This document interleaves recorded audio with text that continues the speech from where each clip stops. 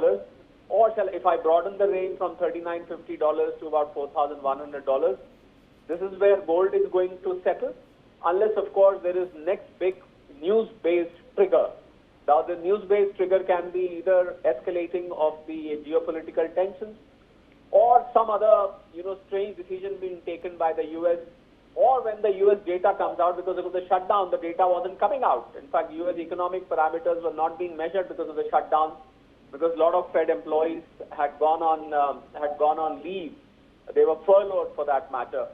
So I think as the data starts coming, you will see the gold price moving again. For now, they are consolidating. It's a good opportunity, I would say, Shivani, for people who want to collect gold for a longer term. I think this is a long-term view now, which we are seeing on the gold, that the prices have stabilized to about $4,082. As I've been saying, why I speak in dollars is because New York COMEX is where the prices originate from, emanate from, and that's where the rest of the world open prices, apart from the London bullion market. So good opportunity for long-term investment. People who want to invest, they can keep about 20%. However, this is not an investment advice. You must consult your investment advisor, financial advisors for advice. What we are doing here is a news analysis, Shivani. Dr. Kohli, you've been stating how there have been factors that are going to affect. However, we've been seeing that if the data is released, on one hand, we will be seeing some loss of, job opportunities. We will be seeing a weak private sector employment data, and even inflation. We will see a slight uptick when the data comes out. However, we are also waiting for Federal Reserve's interest rates. If that goes down, do you see gold prices further going up? Well, if inflation data, it will all depend on inflation data. If the inflation data is well under control, as per the Fed range, then yes, Fed would be tempted to cut down the rates in December. But what we heard over the weekend was that Fed may not cut down the rates because, as I said, the food and grocery prices were up, which is why President Trump had to take back the tariffs on them.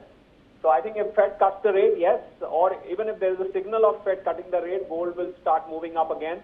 But if Fed does not cut the rate, I think you will see gold stabilizing, as I said, between $3,950 and $4,100. It will keep oscillating between that range every now and then. I don't think long-term investors should be worried about these short-term movements up and down.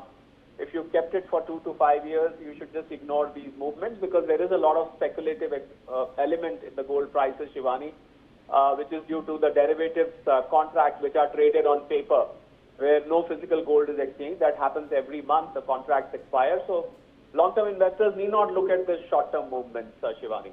All right. Thank you so much, Dr. Kohli. Appreciate your valuable insights on this story. We are shifting focus now. Rohini Acharya's emotional claim of being Lalu Prasad Yadav's daughter has stirred political attention. Chirag Paswan has stepped in, urging the RJD family to swiftly resolve their internal disputes, drawing from his own experience with the family crises. The political storm is intensifying as Rohini's public allegations come to light, coinciding with RJD's recent electoral setbacks. Joining me on the broadcast is my colleague Ritesh Mishra with more on this. Ritesh, अब हम देख रहे हैं कि रोहिणी आचार्य का जो पिछले कई दिनों से ये चल रहा था, हमने कल ये परसों ये न्यूज़ बताई थी कि वो अब नहीं रहेंगी, ना ही पार्टी के साथ, ना ही परिवार के साथ। बहुत सारी पारिवारिक जो रिफ्ट हैं वो अब बाहर आ रही है। उसमें चिराग पासवान ने आरजेडी को एक सलाह दी है, यादव परिवार को एक सलाह दी है कि अपने परिवार को ठीक रखे, क्योंकि वो भी ऐसी ही एक स्थिति से गुजर चुके हैं। एंड ये इस समय आता है जब आरजेडी की परफॉर्मेंस बहुत ही ख़राब रही थी असेंबली इलेक्शंस में। रितेश, जिस तरीके से रोहिणी आचार्य सामने आई, उन्होंने कई सारी गंभीर बातें कही और इसको लेकर अब आरजेडी और खास तौर पर तेजस्वी यादव घिरने लगे हैं। रोहिणी आचार्य ने यहाँ तक कहा कि उनकी बातों को लेकर घर में काफी हंगामा हुआ, उन पर चप्पल तक उठा दी गई, चप्पल चलाया गया।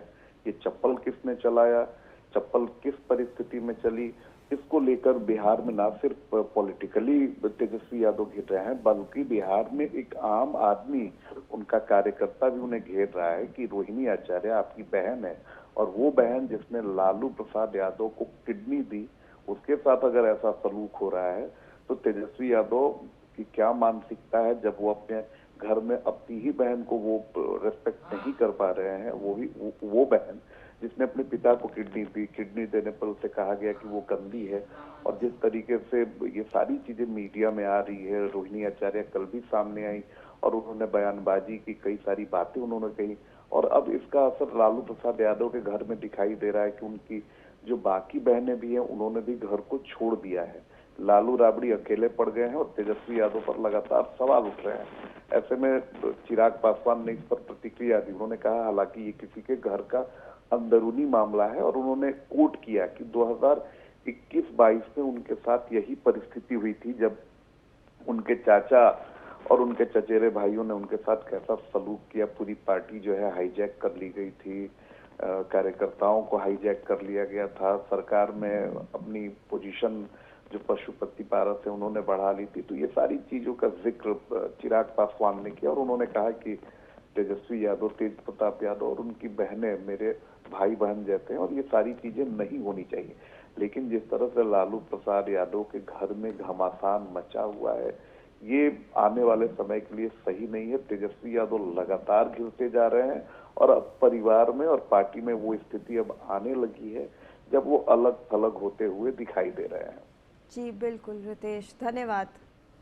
We're shifting focus now. Bangladesh is bracing for a pivotal moment today as the International Crimes Tribunal delivers its long-awaited verdict against ousted Prime Minister Sheikh Hasina on charges of crimes against humanity, including murder, torture and mass killings during last year's deadly student-led uprising that claimed up to 1,400 lives and forced her 15-year rule to collapse in August 2024.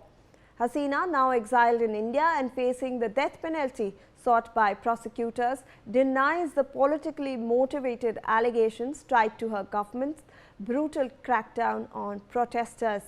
Tensions have boiled over into widespread violence across the country, with Awami League supporters enforcing shutdowns amid reports of vehicles set ablaze, crude bombs blast near Dhaka University and the airport, injuring several, stone pelting clashes, road blockades, felled trees and arsons on buses and government building, prompting the UNIS-led interim administration to declare a high alert, deploy army and border guards and authorize Dhaka police to open fire on violent mobs.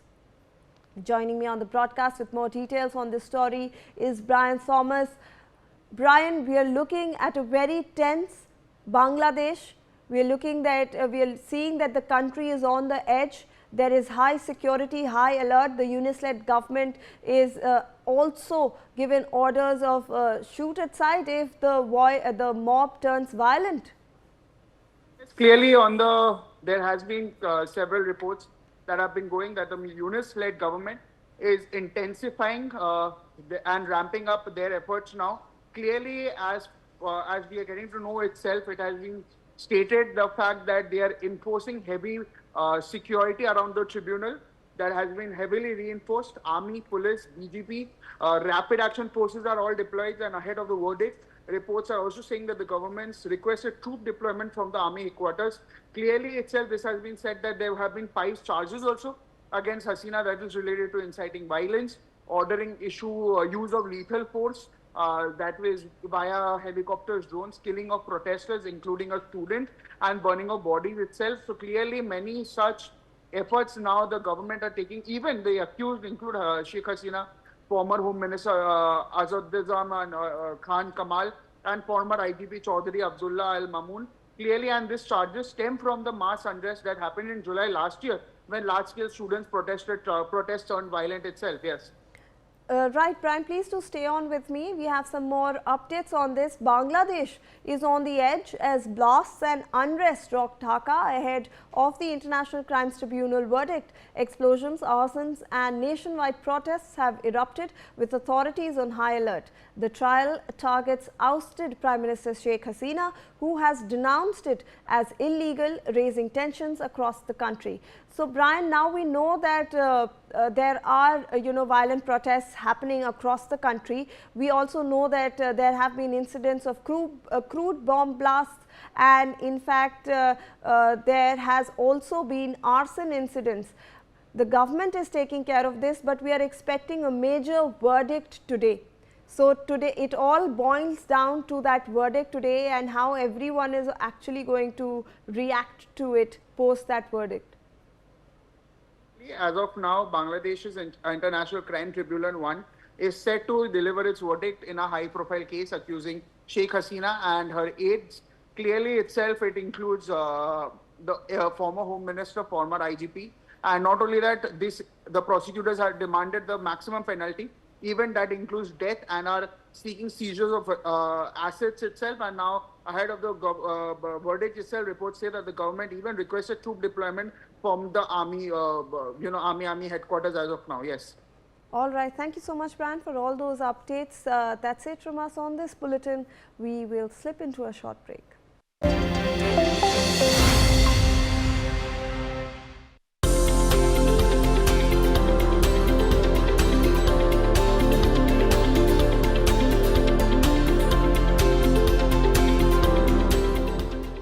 Gujarat is a driving engine of India's industrial ambition. Its vision is bold: to accelerate economic growth to $500 billion by FY 2026-27 and to reach $1 trillion by 2030.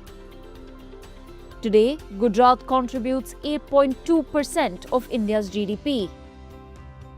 Gujarat accounts for nearly 18% of India's industrial output and a massive 27% share in India's total exports.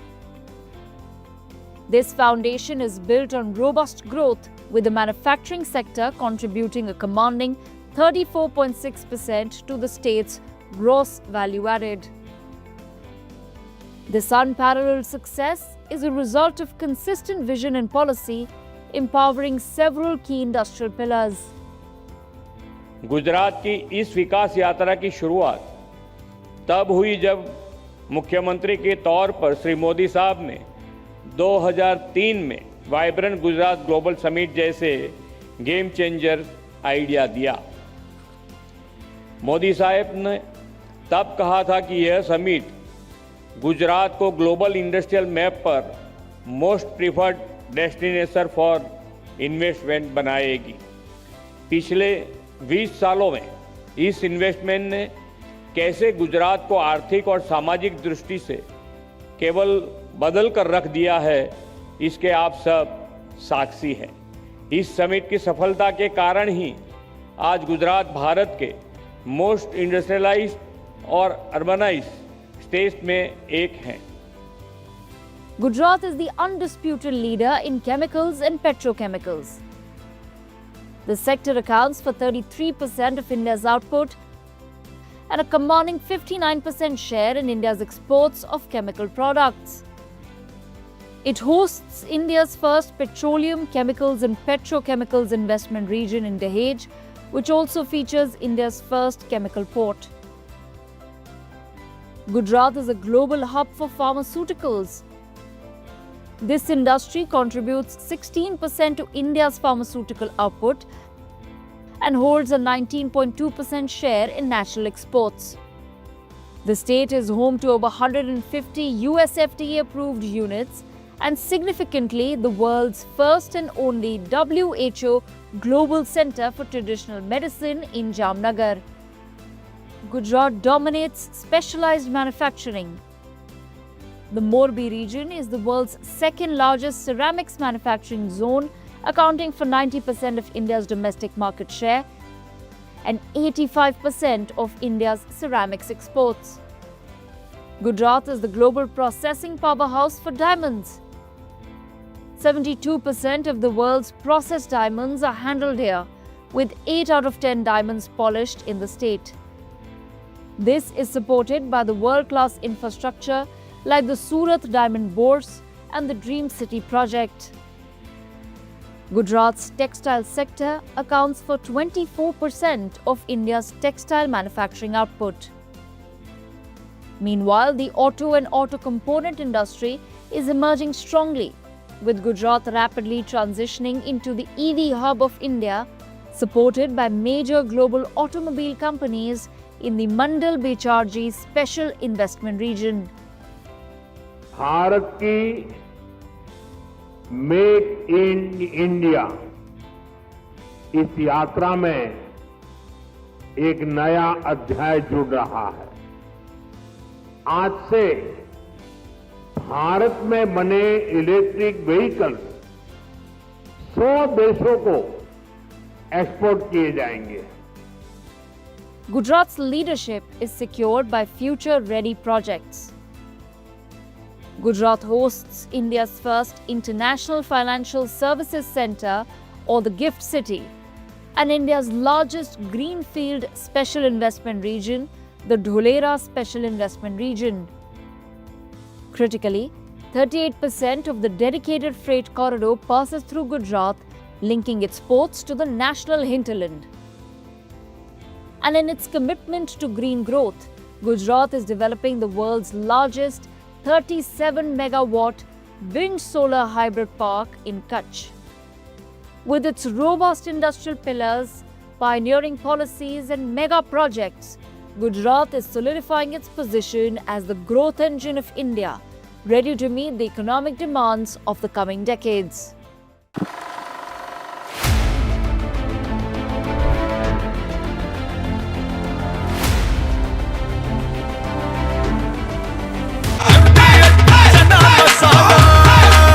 अब छोलिया हो या लोबिया, सफेद चने या काले चने, सब कुछ मजेदार बने। अगर आप बनना चाहते हैं एंकर या फिर आप में है जुनून एक तेज तर्रार न्यूज रिपोर्टर बनने का, तो आप ज्वाइन करें ITV और इंडिया NewsX का media school. ITV next media international school का कोर्स आपको मौका देता है देश के दिग्गज एंकर्स के साथ काम करने का। ITV next media international school में आप बेहद नजदीकी से देख पाएंगे किस तरह से ITV नेटवर्क के दिग्गज पत्रकारों की टीम दिन रात खबरों पर काम करती है। इस कोर्स के दौरान आप सीखेंगे एंकरिंग की एक एक बारीकी उन एंकर्स के साथ जो देश को रखते हैं हर खबर से बाखबर। ITV next media international school का ये कोर्स आपके एंकरिंग स्किल्स को करेगा इतना सशक्त, मजबूत, जिससे आप बनेंगे पत्रकारिता की दुनिया का वो चमकता चेहरा जो दुनिया देखेगी और पसंद करेगी।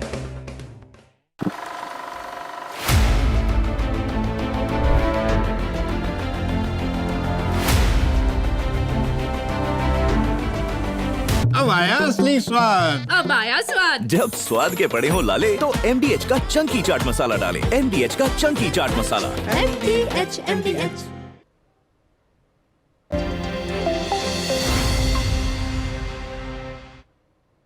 Welcome back, you're watching NewsX. Delhi woke up to a thick layer of smog on November 17th as the city continued to remain in the very poor air quality category for several days. At 6:05 a.m., the national capital recorded an AQI of 360 with 6 monitoring stations reporting severe air quality. The capital has been breathing toxic air for over a month now, with cloud seeding efforts failing to produce any artificial rain. Out of 38 stations, 6 stations recorded AQI above 400, while the remaining 32 stations recorded very poor air quality.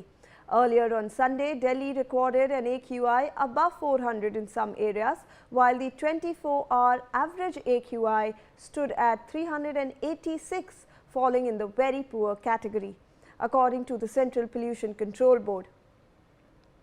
With that, let me go across to my colleague Yash Ahuja, who will take you through the live air quality index tracker in the Delhi NCR region. See on our screens, this is the Delhi NCR area, and you can see, to be honest, it is not very bad, but it is above 200 all around. If we zoom in a little, go to the central part of Delhi, Panchsheel Park, Safdarjung Enclave is recording an AQI of 248, which is again very, very severe. Niti Marg in the national capital is recording an AQI of 256 again, which is very, very severe. If we go across towards the northeast part of the national capital, this is Delhi Institute of Tool Engineering, an AQI of 310, which is at hazardous level, with PM 2.5 levels going above 230 and PM 10 levels going above 271. If you take a look at Shalimar Bagh, it is 328 AQI. If you take a look at Shahid Sukhdev College of Business, it is 310. If we go towards East Panjai Bagh, 274. Now, these are some of the poshest areas in the national capital, and if we take a look at it, it is again very, very severe air quality all around. If you go towards the central part of Delhi, Daryaganj is recording an AQI of 390, which is very, very hazardous. Now, if we go towards Noida, if we go towards Yamuna Sports Complex, Yojana Vihar, it is again 400, crossing for the 400 mark. If we take a look at Anand Vihar, it is 479. Now, these are very commercial heavy areas of the national capital. If you take a look at Shalimar Garden in Ghaziabad, again 481 AQI with PM 2.5 levels going above 316, PM 10 levels going above 399. Now, coming towards Ghaziabad, this little part of Ghaziabad, Vijaynagar, is recording an air quality index of 547, which is very, very hazardous. Now, these are the industrial areas where factories work, where big development plants work, and this is the main cause why the air quality is very, very severe. If you go towards Gurugram, sector if you take a deeper look at Gurugram now, zooming into this area, this is the Golf Course Road DLF Phase 1, 366 air quality index. If you take a look at DLF Phase 1, it is 312. So yes, this is what Delhi looks like from a circle. This is what the air quality index is right now. It is purple all along, 250, 200 plus air quality all along. Very severe, very hazardous. Back to you. All right. Right now, joining me on the broadcast are my colleagues Arzu Seth from ITO Delhi, Ali Khan from Noida, Gulshan Grover from Gurugram, and Anil Chaudhary from Ghaziabad. They will give us a stock of the situation of the AQI levels across the city. I want to go across now first to Arzu Seth, who is at ITO. Arzu, what is the air quality over there right now? What is the air quality index at the present spot, and how is Delhi actually dealing with this crisis currently? Well, definitely, the situation is alarming, and in fact, it's been several days since when the air quality is very poor in the national capital. Today also, the overall AQI is in the very poor category, which is above 350. Also would like to show the data and make the viewers understand the situation. As you can see, the AQI is in the red zone in the national capital, is in the very poor category, and at several places, like if we talk about Alipur, it's 386. In fact, where I'm standing right now, it's ITO Delhi. The AQI is close to 400. The AQI is 392. At Siri Fort also, the AQI is 366. At Punjabi Bagh also, it's more than 380. So there are several places where AQI, Rohini and Jahangirpuri are two places where the AQI is above 400. At Narela also the AQI is above 400. Bhavana, Wazirpur, these are the areas which usually are congested areas with high population where AQI is above 400. So definitely the situation is alarming. Also would like to show the visuals around how it looks like. As you can see, there is right now thin layer of smog that has engulfed this particular area. At several other places also there is a blurriness that can be seen. I request my camera person should show the other side also.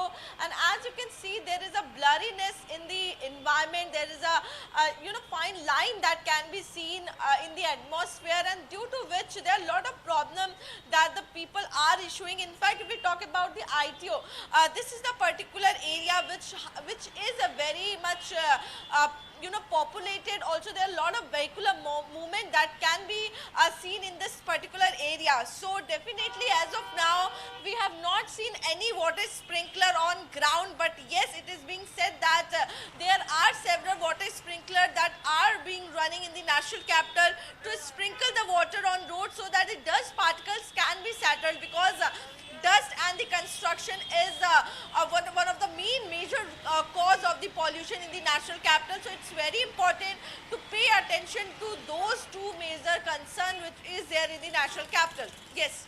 All right. I want to now go across to Anil Chaudhary, who is joining us from Ghaziabad. Anil, हम देख रहे थे कि Ghaziabad over the 2-3 weeks बहुत ज़्यादा AQI दिखा रहा था, और अब तो सर्दियां भी आ रही हैं धीरे धीरे. हमने देखा है कि AQI हमेशा सर्दियों के टाइम में और ज़्यादा हो जाता है, but over the past 2-3 days के मुताबिक आज बहुत ही थोड़ा सा कम है AQI. वहाँ पर कैसा हाल है आज, हमें ज़रा बताएं.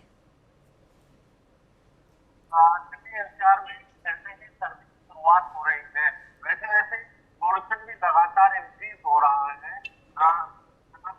400 के पार जो है AQI कम बना हुआ है. जैसे कि दिल्ली से सटा हुआ इलाका धोनी की अगर बात करें तो वहाँ कल की बात करें 400-450 के पास बना हुआ था, पर आज 400 के पास जो है आज AQI बंद किया गया है. तो वहीं वसुंधरा की बात करें तो वसुंधरा इलाके में भी 400 के पास एयर क्वालिटी इंडेक्स बना हुआ है. वहीं तस्वीरें दिखाते हैं आखिरकार किस तरह की तस्वीरें राजपाट में दिख रही हैं. आप देख सड़कों पर सिर्फ काला धुआं छाया हुआ देखने को मिल रहा है. ये जो सड़क है और दिल्ली को कनेक्ट करते हैं आगे जाके, ये वो सड़क जी Anil, there is some issue with your audio. If you could fix that, please. But we will go across to Gulshan Grover now, who's joining us from Gurugram. Gulshan, हम ये देख रहे थे कि फार्म फायर के जो इंसिडेंट्स हैं वो हमारे नेबरिंग स्टेट्स में बढ़ रहे हैं, और उसके वजह से AQI और भी ज़्यादा बढ़ रही है. गवर्नमेंट ने और स्टेप्स लिए हैं, ग्रैप 2-3 की इम्प्लीमेंटेशन हुई है, तो उससे कुछ फ़र्क आ पाया है गुरुग्राम के एयर क्वालिटी में, या अभी भी सीवियर है वहाँ पर?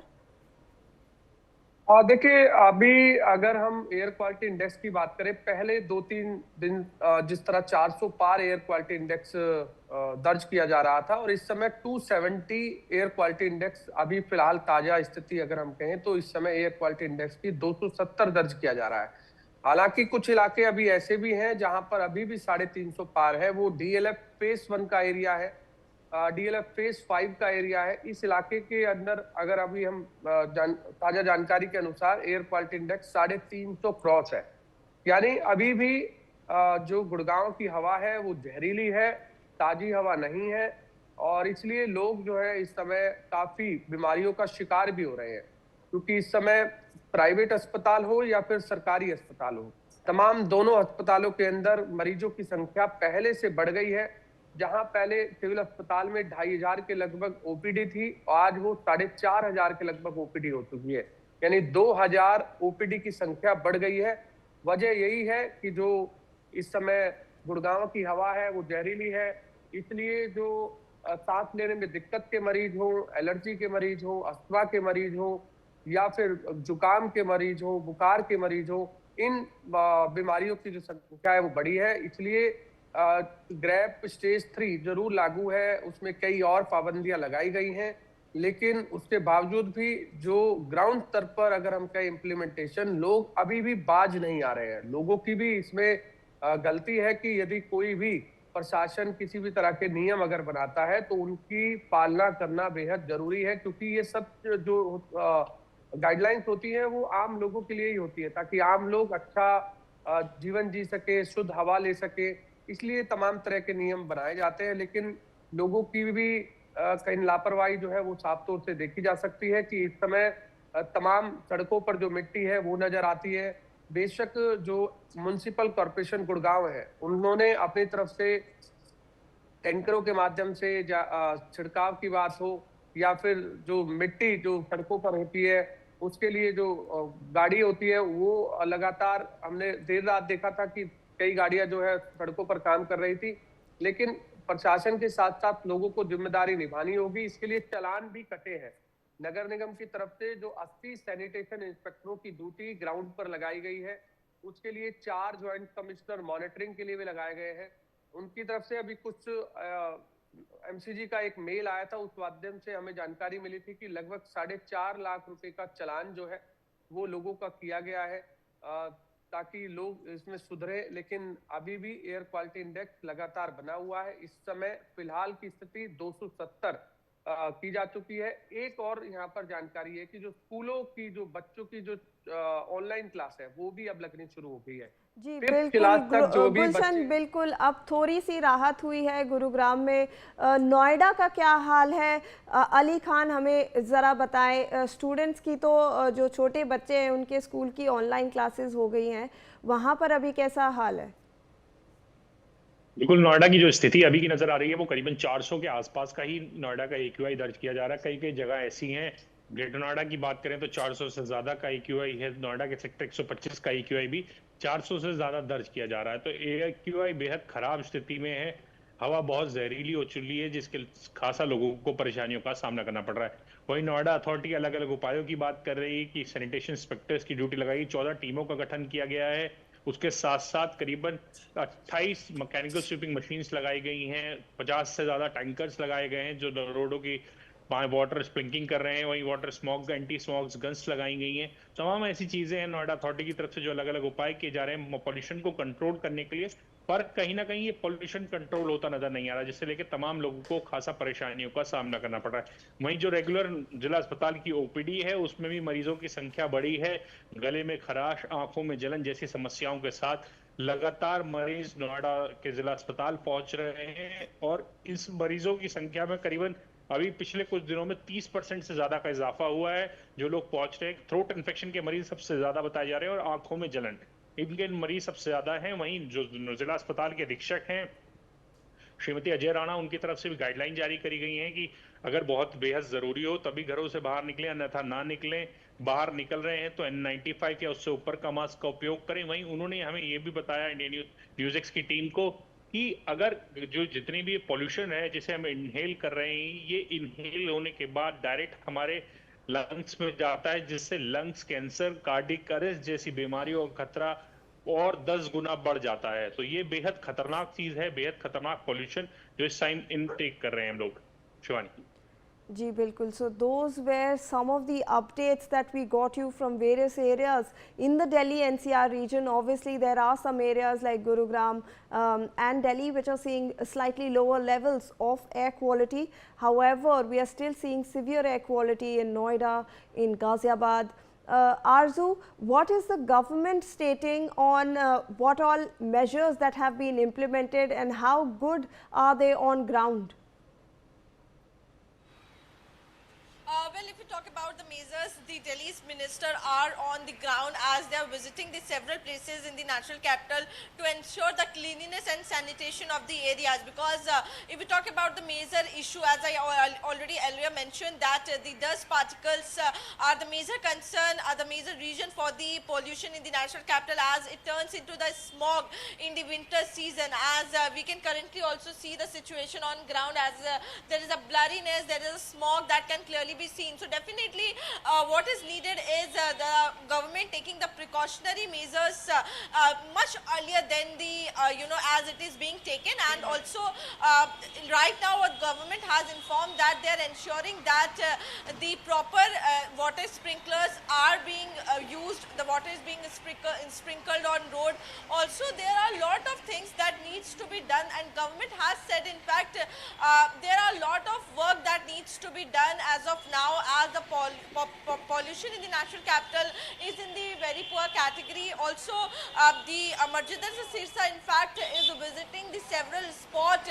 There are 63 identified hotspots where the pollution is likely to, always used to be in the severe category, or it's more than 300 in those areas. So those hotspots have also been identified and also being tracked by the government to ensure that the pollution level goes down in those areas, and the officials are also instructed to keep close eye on those areas and to take the precautionary measures. Yes. All right. I thank all my colleagues for joining us on the broadcast and providing those live updates about the air quality index in the National Capital Region. We're shifting focus now. The gold rates in Delhi are oscillating daily.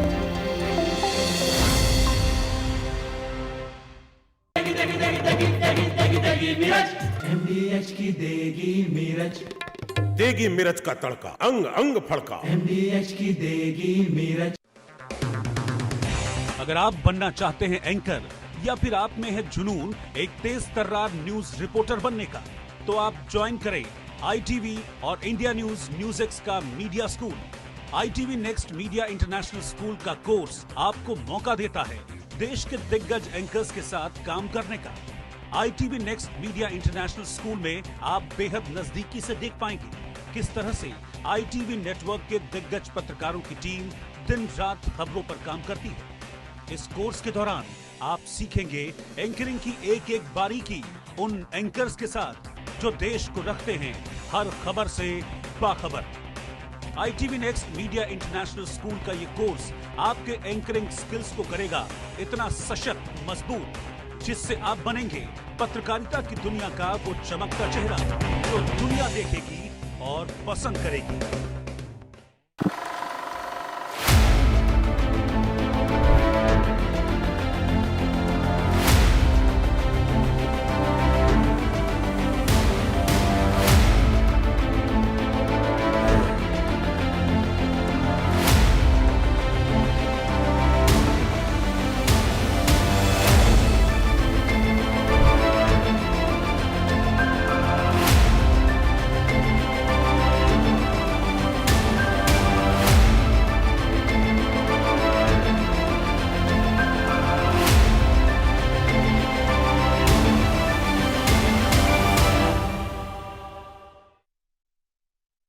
लाल रंग इसका अपार, तीखा कम है फिर भी स्वाद, बेमिसाल बेमिसाल MDH Kashmiri.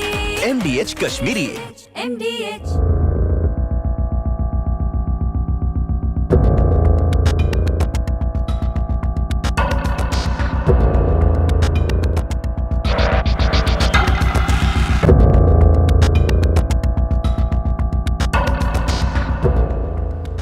Welcome back. In the Delhi bomb blast case, the managing director and chairman of the Al Falah University has now received 2 summons that were issued by the Delhi Police Crime Branch. Remember, he has already been involved in cases previously as well for money laundering, which date back years. Joining me on the broadcast is my colleague Javed Hussain with more details on this story. Javed, Al Falah university के managing director को 2 और summons अब मिल चुके हैं। इनके खिलाफ पहले भी समन्स जारी हो चुके हैं मनी लॉन्ड्रिंग के केस में।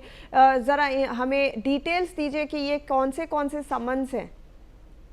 और देखिए, दिल्ली के अल फलाह यूनिवर्सिटी की अब मुश्किलें लगातार बढ़ती जा रही है। उनके जो जावेद अहमद सिद्दीकी हैं, जो उनके चेयरमैन हैं, उनको जो है दिल्ली पुलिस की क्राइम ब्रांच की तरफ से 2 नोटिस सर्व की गई है। और इस दोनों नोटिस में है कि उनको इस पूरे जो इस तरीके से पूरा एक मॉड्यूल और किस तरीके से उनकी फंडिंग, किस तरीके से उनको सपोर्ट, किस तरह से एडमिशन प्रोसेस, किस तरीके से उनका जो एक पूरा यूनिवर्सिटी का एक फॉर्मेट है वो एग्जीक्यूट किया जाता है, उसको लेकर जो है तमाम चीज़ों को लेकर दिल्ली पुलिस की क्राइम ब्रांच ने जो है इसको नोटिस सर्व कराया है। और जानकारी के मुताबिक 2 FIR देखिए पहले ही दर्ज हो चुकी है, एक दिल्ली पुलिस की स्पेशल सेल और एक दिल्ली पुलिस के क्राइम ब्रांच की तरफ से। दिल्ली पुलिस अब इस पूरे मामले में दिल्ली बेस्ड जो उनकी जो यहाँ पे ऑफिस है जो कि साउथ ईस्ट डिस्ट्रिक्ट में पड़ता है, उसको लेकर दिल्ली पुलिस जो है यहाँ पे इन्वेस्टिगेट कर रही है। और इस पूरे मामले को लेकर दिल्ली पुलिस ये जानना चाहती है कि आखिर इस यूनिवर्सिटी के एस्टेब्लिशमेंट में किस तरीके के लोगों का रोल है, इसके पीछे कौन कौन लोग हैं, अगर फंडिंग होती है। हालांकि अल फलाह ने वहीं दूसरी तरफ इसको फंडिंग से उसने साफ इनकार किया था। उनकी तरफ से जवाब आया था कि जो फीस स्ट्रक्चर है और जो यूनिवर्सिटी में जिस तरीके से फीस और बाकी जो पीजी और जो फैसिलिटीज हैं जो एक यूनिवर्सिटी के नॉर्म्स में उनके बेस पे जो जनरेट होता है पैसा, उसी से जो है यूनिवर्सिटी रनिंग होती है। लेकिन अब जिस तरीके से टेरर मॉड्यूल का एक पूरा नेटवर्क जो व्हाइट कॉलर डॉक्टर्स हैं उनका सबका एक बेस कैंप जो अल्फला यूनिवर्सिटी था, और उसके बाद जिस तरीके से central agency NIA, Jammu Kashmir police, Haryana police, Delhi police की स्पेशल सेल, क्राइम ब्रांच, और साथ ही हम आपको बता दें कि यूपी एटीएस तमाम इस अल्फला यूनिवर्सिटी से इस मॉड्यूल को लेकर इन्वेस्टिगेट कर रही। तो वहीं दूसरी तरफ अब सेंट्रल एजेंसीज जो है प्रवर्तन निदेशालय और सीबीआई की भी एंट्री हो चुकी है, और वो फाइनेंशियल जो इस पूरे पीएमएलए प्रिवेंशन लॉन्ड्रिंग एक्ट के तहत यानी कि जो फंडिंग है, जो इसका सोर्सेज है, उसको लेकर जो है इसकी जांच कर रही है। और ईडी की जो है लगातार इसको लेकर अपनी इन्वेस्टिगेशन आगे बढ़ रही है।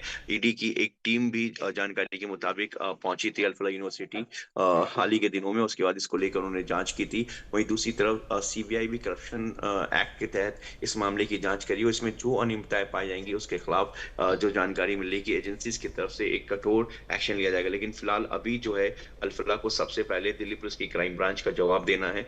दिल्ली पुलिस की क्राइम ब्रांच की तरफ से जो समन दिया गया है, जो नोटिस सर्व किया गया, उसको लेकर कब जावेद अहमद सिद्दीकी जो है वो पेश होंगे क्राइम ब्रांच के सामने और किस तरीके से कब वो अपना जवाब देंगे, क्या क्या सवाल होगा, इन सब को लेकर जो है जल्दी इसको लेकर खुलासा होने वाला है। लेकिन हम आपको बता दें कि अल्फला यूनिवर्सिटी में जिस तरीके से इस पूरे मॉड्यूल का पर्दाफाश हुआ है, जिस तरीके से जम्मू कश्मीर की पुलिस लखनऊ उत्तर प्रदेश पहुंचती है और आदिल की गिरफ्तारी के बाद ये सीधा जो कनेक्शन है सीधा अल्फला यूनिवर्सिटी तक पहुंचता है, उसके बाद बड़े एक्सप्लोजिव का खुलासा होता है। साथ ही हम आपको बता दें कि फिर उसी दिन उसी रात 10 तारीख को दिल्ली के लाल किले के बेहद करीब जो है एक I-20 कार में ब्लास्ट किया जाता है, जो कि एक फेयदीन हमला था।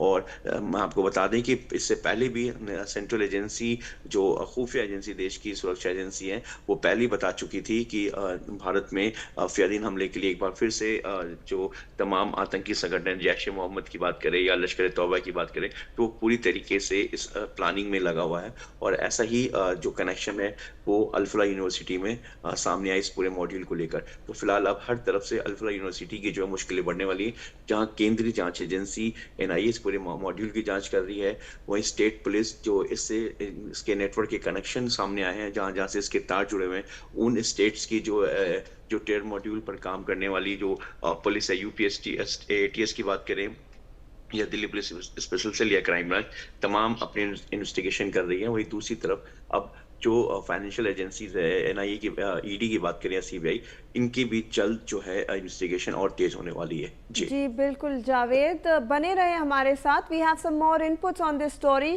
Shaheen Parvez and other accused linked to the Delhi blasts were active in Wolfar. The accused conducted their conversations and worked on terrorist activities through Wolfars, and the accused communicated only at night. Investigative agencies obtained complete details of their conversations, from chat box messages to conversations between them from 11 PM to 2 AM. तो जावेद, अब हमें पता चल रहा है sources के through कि जो इन्वेस्टिगेटिव एजेंसीज को पता चला है, ये लोग पूरी कॉन्स्पिरेसी जो रचते थे वो रात के 11 से 2 बजे के बीच में, जो वुल्फार्स हैं, रात में ही ये लोग सारी प्लानिंग करते थे, कॉन्स्पिरेसी करते थे। इसके बारे में ज़रा हमें बताएं। और देखिए इन्वेस्टिगेशन के दौरान ये भी सामने आया है कि एक इन्वेस्टिगेशन का ये पार्ट है कि कई बार ये लोग रात में भी जो अपने मीटिंग का या अपने चैट का या जो लोगों को जो इस मॉड्यूल से जुड़े हुए हैं उनको कनेक्ट करने के लिए रात का इस्तेमाल करते थे। और रात के 12 बजे के बाद और देर रात 2-2:30 के बीच में ये सारा ड्यूरेशन होता था, जिसे एजेंसी ने पूछताछ के बाद पूरी तरीके से ट्रैक किया है। इसमें कुछ सोशल मीडिया प्लेटफॉर्म और कुछ ऐप के जरिए ये इस पूरे चैटिंग को एग्जीक्यूट करते थे। और इसमें सिर्फ शाहीन नहीं शाहीन का भाई जो परवेज है, परवेज के अलावा इससे जुड़े हुए कुछ और डॉक्टर्स और जो लोग हैं वो इस चैट में शामिल होते थे। फिलहाल अब पुलिस जो है उस चैट को रिकवर कर चुकी है शाहीन के इंट्रोगेशन के बाद, पूछताछ के बाद, और कई और बेहद चौंकाने वाले भी खुलासे हुए हैं। देखिए जैश ए मोहम्मद ऑपरेशन सिंदूर के बाद जिस तरीके से लगातार भारत के खिलाफ जो है टेरर मॉड्यूल को लेकर नापाक इरादे एग्जीक्यूट करना चाह रहा था, और जिस तरीके से पहलगाम अटैक के बाद ऑपरेशन सिंदूर किया गया और पाकिस्तान के 11 आतंकी लोकेशन को पूरी तरीके से बर्बाद कर दिया गया, इसमें कई लोगों की जाने गई। उसके बाद से ही लगातार जो है जैश ए मोहम्मद, लश्कर ए तौबा और कई और पाकिस्तानी बेस आतंकी संगठन, जिसका खुलासा सुरक्षा खुफिया एजेंसी ने पहले ही कर दिया था कि ये लगातार भारत के खिलाफ अपने मंसूबे जो हैं कामयाब करने में लगे हुए हैं, और महिला विंग को एस्टैब्लिश करने की कोशिश की गई थी, जिसको लेकर जो डॉक्टर शाहीन है उसका खुलासा हुआ है कि वो पाकिस्तान बेस जिस तरीके से टेरर ऑर्गेनाइजेशन को वहां की अजहर मसूद और आपको हाफिज सईद की जो बहन और उनके घर की जो औरतें थी, जो उनको कहीं ना कहीं इस मॉड्यूल में जोड़ा गया और उनको एक महिला विंग एस्टैब्लिश करने को कहा गया, जिसको लेकर यहाँ डॉक्टर शाहीन का कनेक्शन बना। अब इसके बीच का कनेक्शन क्या है, डॉक्टर शाहीन कैसे इस विंग की जो कमांडर बनी, कैसे वो लगातार रेडिकलाइजेशन की कोशिश कर रही थी। अब देखिए अल्फला यूनिवर्सिटी जो है एक बहुत बड़ी यूनिवर्सिटी है, यहाँ 1000 स्टूडेंट पढ़ते हैं, और अब ऐसे में यहाँ पे लड़कियां भी हैं जो यहाँ पे मेडिकल की स्टूडेंट हैं, यहाँ पे जो अलग अलग स्टेट से आए हुए लड़के भी हैं जो स्टूडेंट हैं। तो अब ऐसे में शाहीन के संपर्क में क्या कुछ जो इस यहाँ की महिला स्टाफ या इसके अलावा क्या यहाँ पे लड़कियां जो स्टूडेंट थी, क्या वो भी रेडिकलाइज हुई थी, क्या वो भी इसका हिस्सा थी, क्या उन्हें भी कई ऐसी चीजें, ऐसी कई लड़कियां हैं, कई स्टाफ हैं जो इस वक्त एजेंसी की रडार पर हैं। ठीक उसी तरीके से मुजम्मिल यहाँ पर था। मुजम्मिल डॉक्टर शाहीन की गाड़ियों को इस्तेमाल करता था और बेहद उनकी अच्छी दोस्ती थी। तो इसको लेकर भी जो है तमाम अलग अलग कनेक्शंस हैं, कई ऐसे चैट सामने आए हैं शाहीन के इन्वेस्टिगेशन में, पूछताछ के दौरान, डॉक्टर मुजम्मिल के पूछताछ के दौरान, डॉक्टर जो है परवेज के इंट्रोगेशन के दौरान, इसके अलावा सज्जाद जिसे कश्मीर से गिरफ्तार किया गया था, डॉक्टर आदिल, कई ऐसे डॉक्टर हैं जिनको इस वक्त जो है एजेंसी लगातार पूछताछ कर रही है। और देखिए सबसे अहम है कि वो 15 डॉक्टर आखिर कौन है जो डॉक्टर शाहीन, डॉक्टर मुजम्मिल और उमर जो कि इस टेरर फेयरिंग अटैक में मारा गया, उसके कनेक्शन को लेकर जांच की जा रही है कि आखिर और कितने डॉक्टर्स हैं जो इस पूरे मॉड्यूल के बारे में जानते थे, और इसका जो कनेक्शन, इसका जो तार है आखिर वो कैसे है। क्योंकि देखिए एनआईए ने इस ब्लास्ट को लेकर आमिर नाम के एक शख्स को, जो कि पाकिस्तान मुल्क का है और जिसका अल्फला से ही कनेक्शन था, उसको गिरफ्तार कर चुकी। ये पहली गिरफ्तारी ब्लास्ट को लेकर, और अब इस पूरे तार में, इस पूरे तार को जोड़ते हुए इसके संदिग्ध को लेकर जो है वो इन्वेस्टिगेशन की जा रही है, जिससे कि इसके मास्टरमाइंड और इसके मास्टरमाइंड का एक पूरा रूट जो है वो साफ हो पाए कि आखिर इस कनेक्शन में और कौन कौन लोग जुड़े हुए हैं। जी बिल्कुल जावेद, बने रहे हमारे साथ। In other updates as well, many numbers are connected to a WhatsApp group called the Wolf Pack. Now Shaheen is the admin of the group, while Parvez and Arif are also members. Shaheen initiated conversations using the Howl code. Investigative agencies have obtained additional information from this group as well. तो जावेद, जैसे हम बात कर रहे थे कि investigative agencies को बहुत सारे व्हाट्सएप चैट्स उन्होंने रिकवर किए हैं, उनमें से एक वुल्फ पैक करके एक ग्रुप था जिसमें कि डॉक्टर शाहीन जो है वो एडमिन थी, उनके भाई भी थे इसमें मेंबर, आरिफ भी थे मेंबर, और ये लोग सब कन्वर्सेशंस जब भी इनिशिएट करते थे तो हाउल कोड के थ्रू इनिशिएट करते थे। बिल्कुल, वुल्फ अटैक जो एक ग्रुप है, इस तरीके से इन्होंने इस ग्रुप को एस्टैब्लिश किया था, और इसमें शाहीन जो है इस पूरे ग्रुप को चला रही थी। ऐसे कुछ और ग्रुप्स को लेकर भी खुलासा हुआ है, जिसमें डॉक्टर शाहीन के साथ डॉक्टर शाहीन के भाई और इसके अलावा कुछ और जो डॉक्टर्स हैं, इसके अलावा कुछ और लोग, जैसे कि मैंने पहले ही बताया कि उसमें तमाम लोग इस तरह के ग्रुप्स को उन्होंने एग्जीक्यूट किया था। इसका मेन मकसद था ज़्यादा से ज़्यादा लोगों को जोड़ना, और इस ग्रुप में वैसे लोगों को जोड़ा जाता था जो इस माइंडसेट को लेकर, इस रेडिकलाइजेशन को लेकर पूरी तरीके से इस मॉड्यूल में कहीं ना कहीं तैयार थे।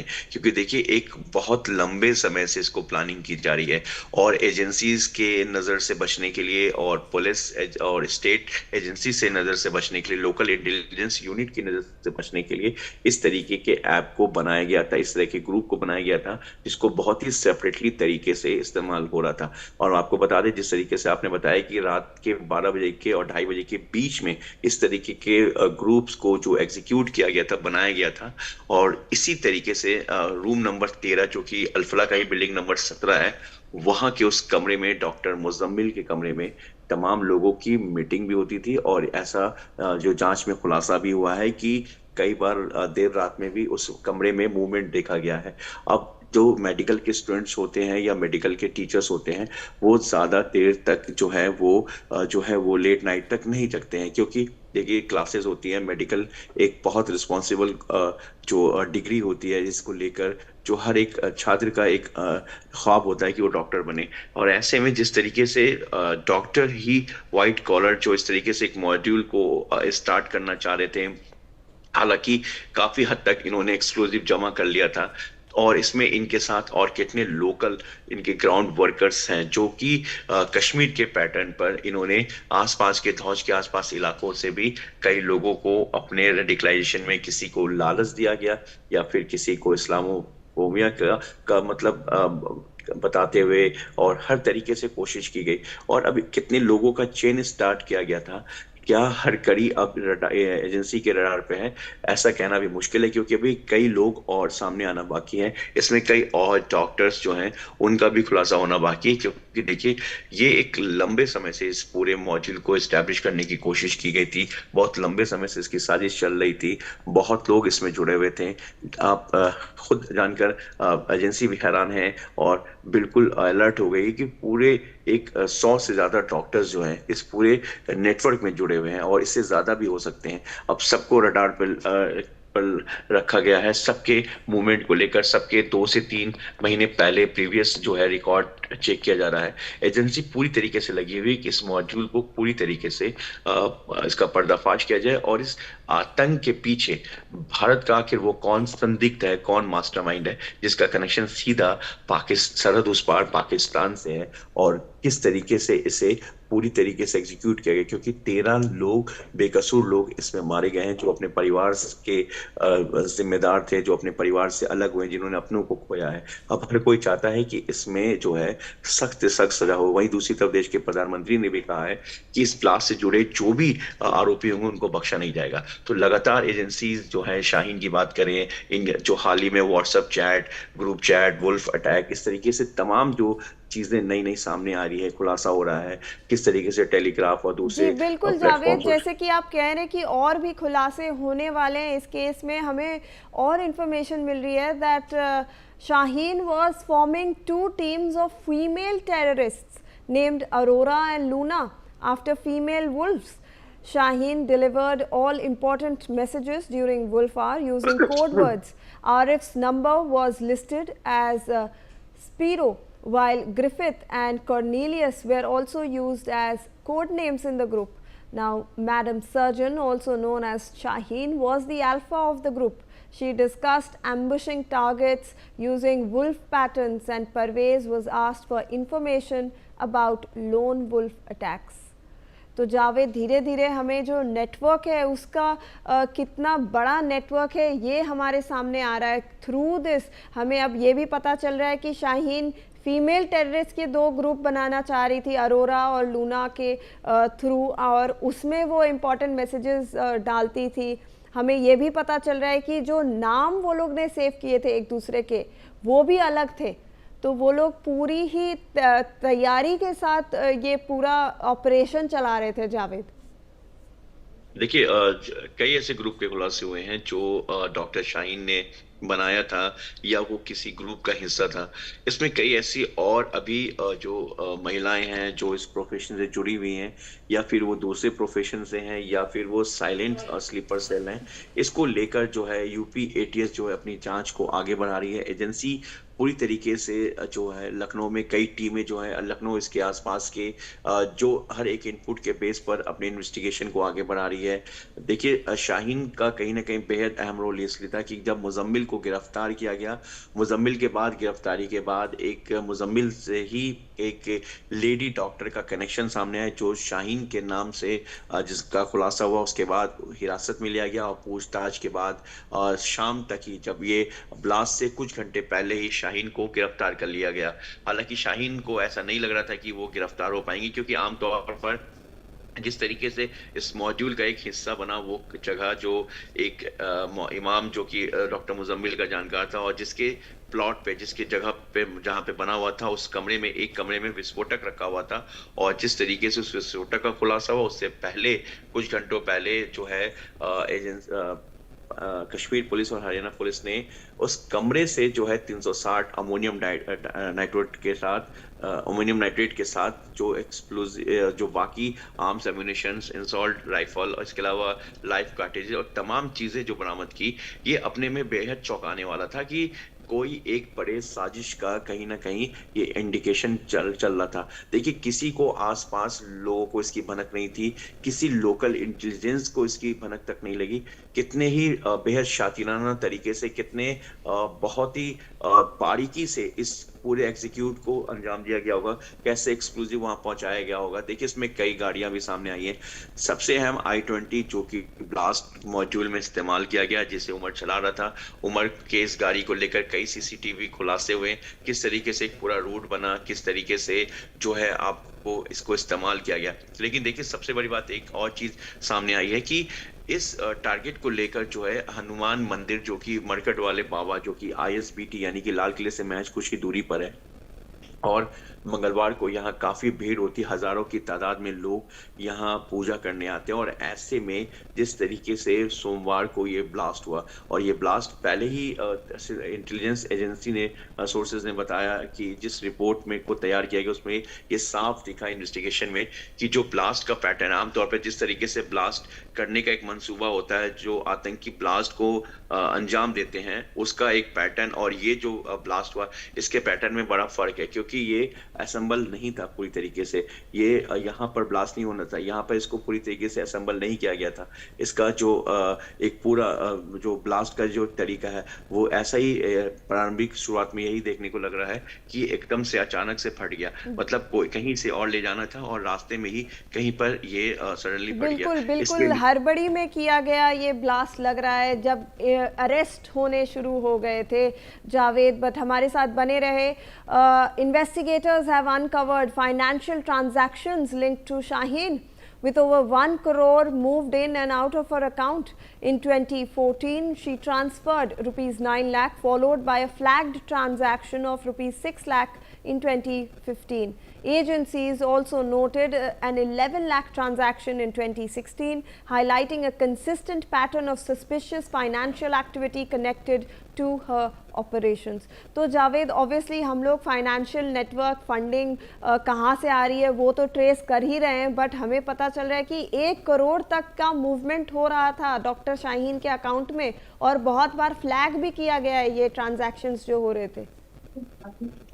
और देखिए इस पूरे जो ट्रांजैक्शन है इसको लेकर जो है इस तरीके से करीब करोड़ रुपए का जो ट्रांजैक्शन सामने आया है, इसमें अब ये भी एजेंसी जांच करी कि जिस तरीके से पूरा अकाउंट में ट्रेल हुआ ये 1 करोड़ के करीब, क्या ये सभी डॉक्टर्स ने मिलकर एक जिस टेरर मॉड्यूल को एग्जीक्यूट करना था इसको लेकर क्या इन्होंने पैसे जमा किए थे, या फिर क्योंकि सभी डॉक्टर्स थे सभी की सैलरी अच्छी थी और इसके अलावा जो बाकी पैसे थे क्या इनको किसी तरह से फंडिंग की गई थी, कोई इन्हें लॉजिस्टिक सपोर्ट दे रहा था, क्या इनका कोई यहाँ पे सपोर्टर्स था वर्कर्स के तौर पर जो इस मॉड्यूल में इसका हिस्सा था, और जिस तरह से शाहीन का अकाउंट को इस्तेमाल किया जा रहा था क्या ये भी ऐसा सोच कर किया जा रहा था कि शाहीन एक लेडी डॉक्टर है, ज्यादा किसी का शक जो है शाहीन पे नहीं जा पाएगा, इसलिए मुजम्मिल और आदिल या फिर उमर की बात करें और आपको इस मॉड्यूल से पहले उमर और मुजम्मिल में जो है वो जो इस चीज़ों को लेकर कहीं ना कहीं विवाद भी हुआ था, कुछ पैसों को लेकर, कुछ इस पूरे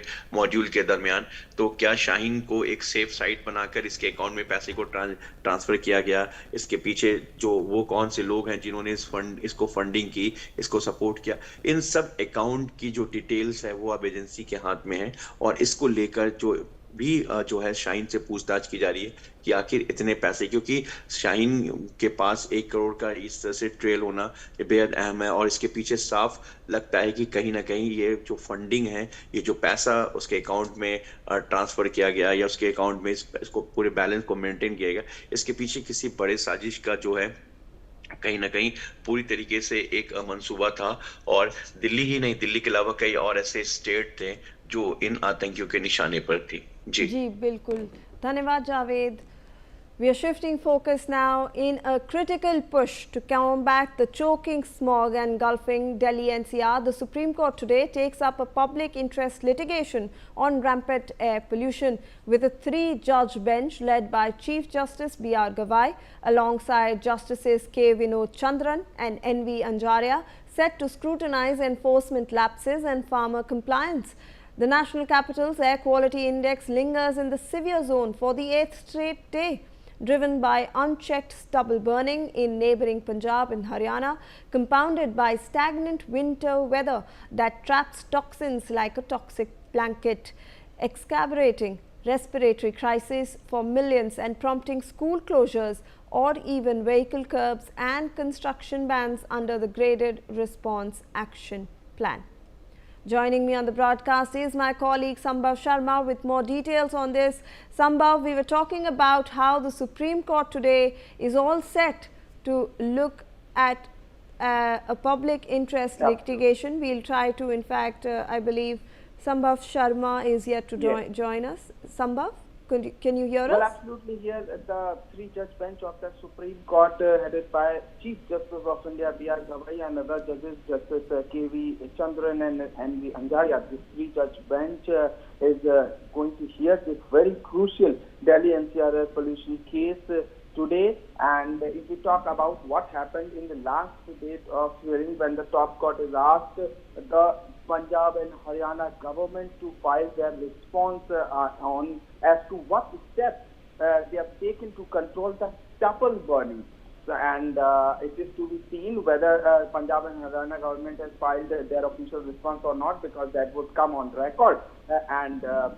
This is also important because Delhi is in a way choking, as you rightly pointed out, and also the earlier different bench of the Supreme Court has raised serious concerns over the rising pollution levels in Delhi NCR, and now because this particular bench, the 3-judge bench headed by CJI, is hearing this matter, so the matter is slated for hearing today as per the cause list of the Supreme Court. And it is to be seen what direction Supreme Court is going to give in this, and also what response Punjab and Haryana government have filed in, and what steps are being taken to control the stubble burning, because this is one of the major challenges in the NCR region, and especially these months of the year when Delhi generally goes for free fresh air. I mean, the situation is very, in a way, severe category, because the air quality index, if we talk about, especially the SO2 levels, NO2 levels, particulate matter 2.5, PM10, so these levels are alarming, and hence this is going to be very crucial hearing in the Supreme Court. All right, thank you so much, Sambhav, for all those updates on that story. We are shifting focus now. At least 42 Indian Umrah pilgrims, many of them from Telangana, are feared dead after a passenger bus carrying devotees from Mecca to Medina collided with a diesel tanker early on Monday morning. The incident occurred around 1:30 a.m. IST at Mufrihat. According to initial reports, the reports said that there were 43 passengers on the bus, with only one known survivor so far. The group, said to have departed from Hyderabad, had 20 women and 11 children, some reports even said. They had completed their Umrah rituals in Mecca and were on their way to Medina when tragedy actually struck. Joining me live on the broadcast is my colleague Raj Kiran with more details on this story. Raj, we are getting to know of this tragic incident that took place in Saudi Arabia, where we've lost a lot of innocent lives. Please give us some more details.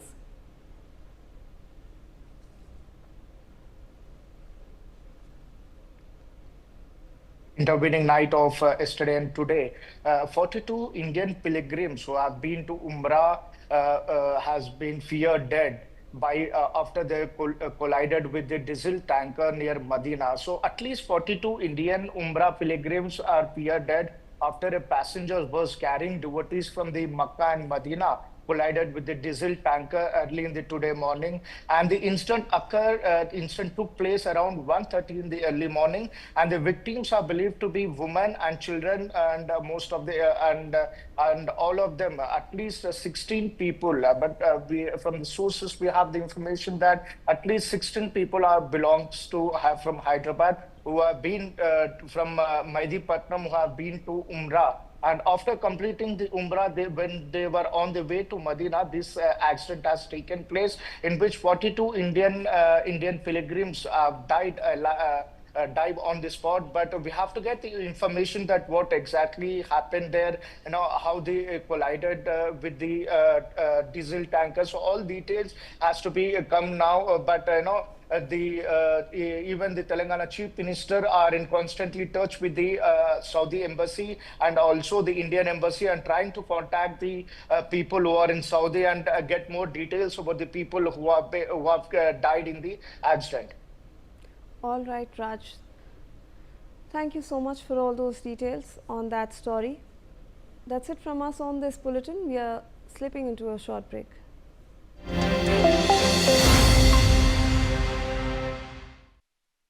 MDH केसर का हो बहाना, कश्मीरी पुलाव या हो बिरयानी खाना, केसरी चाय दूध, रसमलाई केसरी लड्डू, हलवा याद आना, यही तो है MDH केसर का बहाना। MDH शुद्ध केसर, खुशबू ऐसी जो दिल जीत ले। MDH। अगर आप बनना चाहते हैं एंकर या फिर आप में है जुनून एक तेज तर्रार न्यूज रिपोर्टर बनने का, तो आप ज्वाइन करें ITV और इंडिया NewsX का media school. ITV next media international school का कोर्स आपको मौका देता है देश के दिग्गज एंकर्स के साथ काम करने का।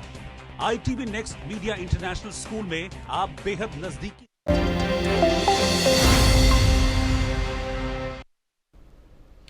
All right, now at least 42 Indian Umrah pilgrims, many of them from Telangana, feared dead after a passenger bus carrying devotees from Mecca to Medina collided with a diesel tanker early on Monday morning.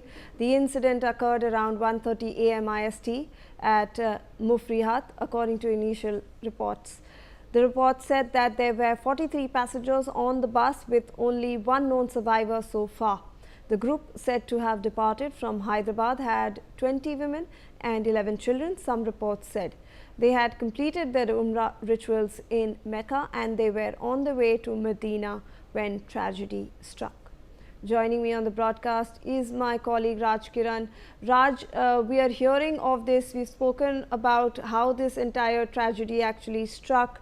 But are you getting to know any statement from the authorities over there in Saudi Arabia? Till now, authorities have not spoke about the incident, but however, they have confirmed that 42 people were on board when the accident took place, when the bus, a private bus, collided with the oil tanker. At that time, 42 pilgrims who belongs to the India. This is what the initial information we got from the Saudi Arabia. However, the Telangana government and as well as the External Affairs Ministry is constantly in touch with the Saudi Arabia embassy and also the officials there, and trying to grab the more information who all the people are on board at the time of the accident. But however, from the sources we have we got the information that around 16 people have traveled from to Umrah on a few days back. The 16 people are from traveled from Hyderabad, and they belongs to the Bazargat area of Nampally district. So now they are constantly, the CM also released a toll-free number. Whoever who are the people who have been to, why? Because every year, as we see that Umrah pilgrims, thousands of people will be visiting to Umrah from Hyderabad or India and different parts of the country. Some of the people from Mumbai will also come and book a travel from the Hyderabad. So we exactly from the bus which accident took place, 42 people were on board, but we have learned that only 16 people are from Hyderabad. But officials has to yet to confirm that all the details of exactly who all present at the time of the accident. But however, 16 people are known. Till now has been claiming that from the family members are claiming that they have been to Umrah on the same travel bus which took the accident at Maidipattam. So now the officials has to yet confirm the details of the pilgrims who have been died in the accident. So till now, no official confirmation came down. All right, Raj, please do stay on with us. We have some more inputs on this story. Chief Minister Revanth Reddy has expressed shock over the horrific accident involving a bus carrying Indian pilgrims in Saudi Arabia. The CM, who responded immediately, directed the CS and DGP to find out the full details. He inquired about how many people were from Telangana. He also suggested that they talk to the officials of the Union Ministry of External Affairs and the Saudi embassy if necessary. He directed them to immediately take appropriate relief measures. With the CM's advice, CS Ramakrishna Rao alerted Resident Commissioner Gaurav Uppal in Delhi. He directed him to collect the details of how many people from Telangana were there in the accident and provide it to the state immediately. A control room has been set up in the Secretariat.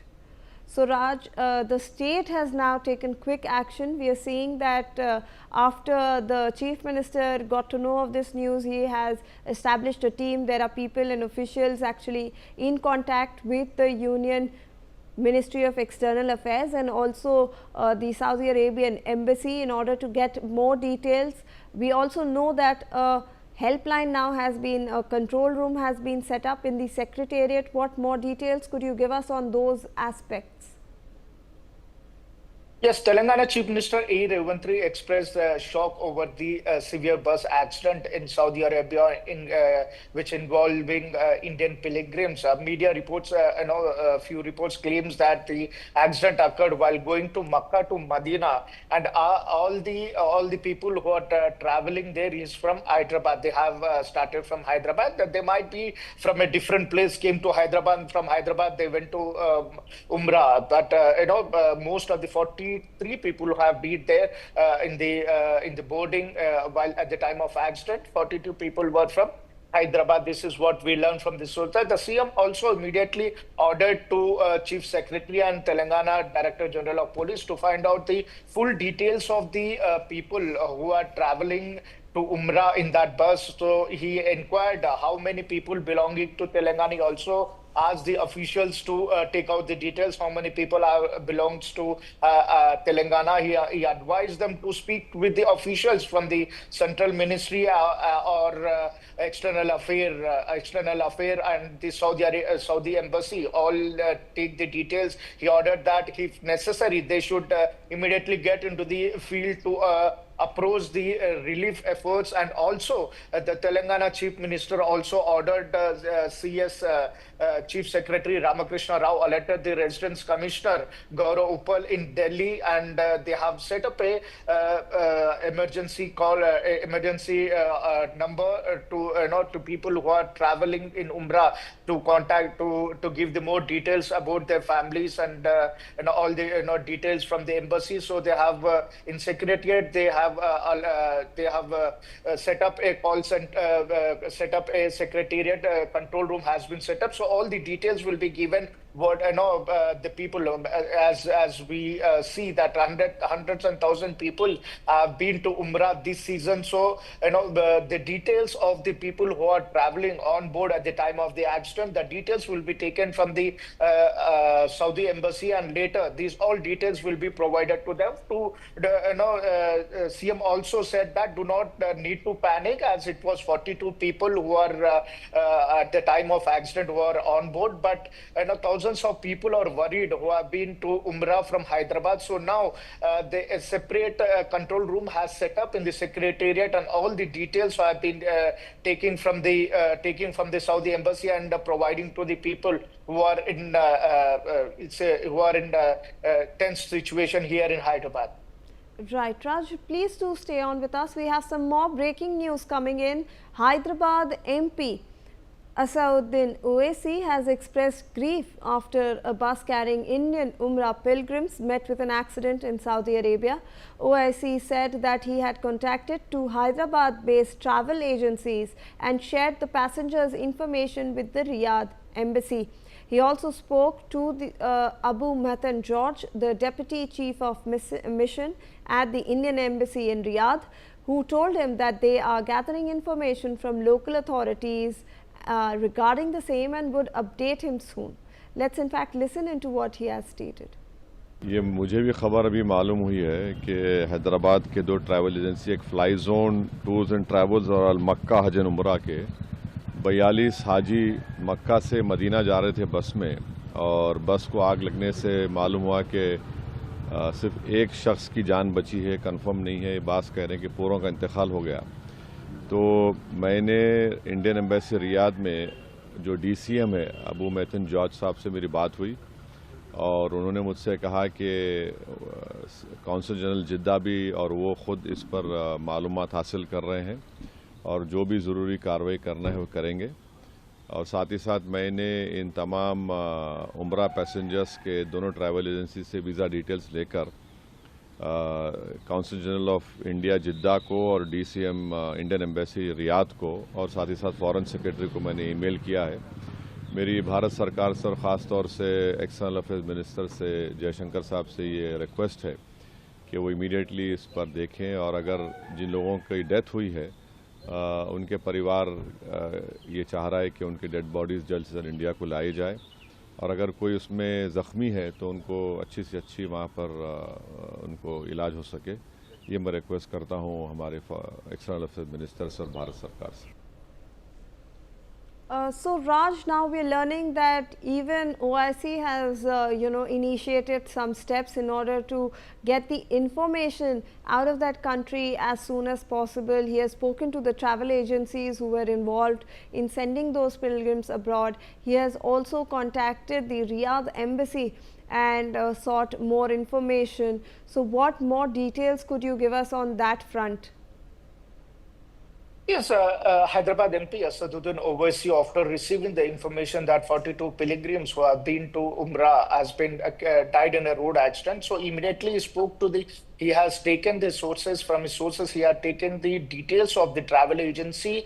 As he spoke to the media, he said that two travel agencies by which these 42 pilgrims were traveled to Umrah. So he spoke to the two travel agencies and take out the details of who all they have from this particular travel agency been to Riyadh. So now these all details has been sent to Asauddin Owaisi has sent to Saudi embassy.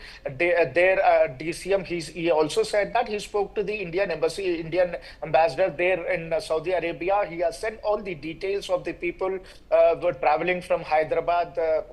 All the details has been sent to the embassy, and now the more